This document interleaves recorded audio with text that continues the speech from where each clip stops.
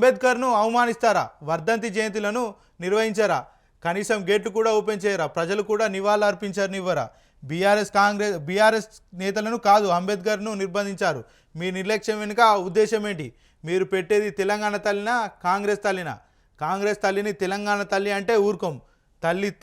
తెలంగాణ తల్లి ఏ రూపంలో ఉండాలో అదే రూపంలో ఉంటుంది. అంబేద్కర్కు నివాళులు అర్పించిన కేటీఆర్ ఏదైతే వాస్తవాలు మాట్లాడుకుంటే ఇక్కడ ఏదైతే కేసీఆర్ ఉన్నాడో కేసీఆర్ వాస్తవంగా ఆ రోజు అతిపెద్ద అంటే దేశంలోనే అతిపెద్దైన కాంస విగ్రహాన్ని ఆవిష్కరించిండ్రు, అది అందరికీ తెలుసు. మరి ఆయన ఆవిష్కరించినప్పుడు దాన్ని ఎందుకు నివాళులు అర్పించలే? అంటే వ్యక్తిగతంగా మీకు ఏమన్నా కోపాలు ఉంటే, కేసీఆర్ తోటి కోపాలు ఉంటే మీరు చూసుకోండి, కానీ అంబేద్కర్ని ఎందుకు అవమానించాలి అక్కడ?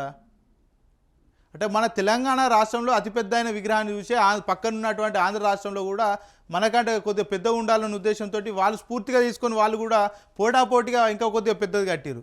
మరి ఇక్కడ ఉన్నటువంటి విగ్రహాన్ని కనీసం మీరు ఎందుకు ఇప్పటి వరకు పోయి దాని మీద కనీసం ఒక పూలదండ కూడా నోచుకొని పరిస్థితి ఎందుకు వేయలే? దాన్ని ఎందుకు అంత అవమానించిన పరిస్థితులు? అంటే బీఆర్ఎస్ పార్టీ మీదనో కేసీఆర్ మీదనో లేకపోతే కేటీఆర్ మీదనో మీకు పగుంటే వాళ్ళ మీద తీర్చుకోవాలి, కానీ అంబేద్కర్ మీద తీర్చుడెందుకు? అంటే వీళ్ళు కట్టినటువంటి ఏదైతే సచివాలయంలో పోయి కూర్చోవచ్చు, ప్రజాభవన్లో పోయి కూర్చోవచ్చు, కానీ అంబేద్కర్ మీదకి వచ్చేసరికే అడిగిపోలేని పరిస్థితులు. ఎందుకంటే మీకు ఏదైతే కింది స్థాయి ఉన్నటువంటి ఏదైతే ప్రజలు ఉంటారో వాళ్ళు చులకన మీకు.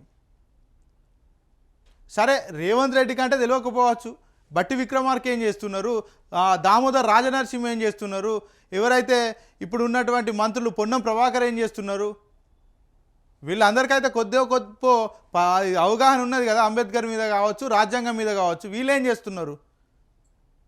మీరన్న పోయి కనీసం మీ ముఖ్యమంత్రి కన్నా తెలియదు కావచ్చు, మీరన్న పోయి దండేసుడో నివాళులు అర్పించడో వేయాలి కదా మీ తరపున.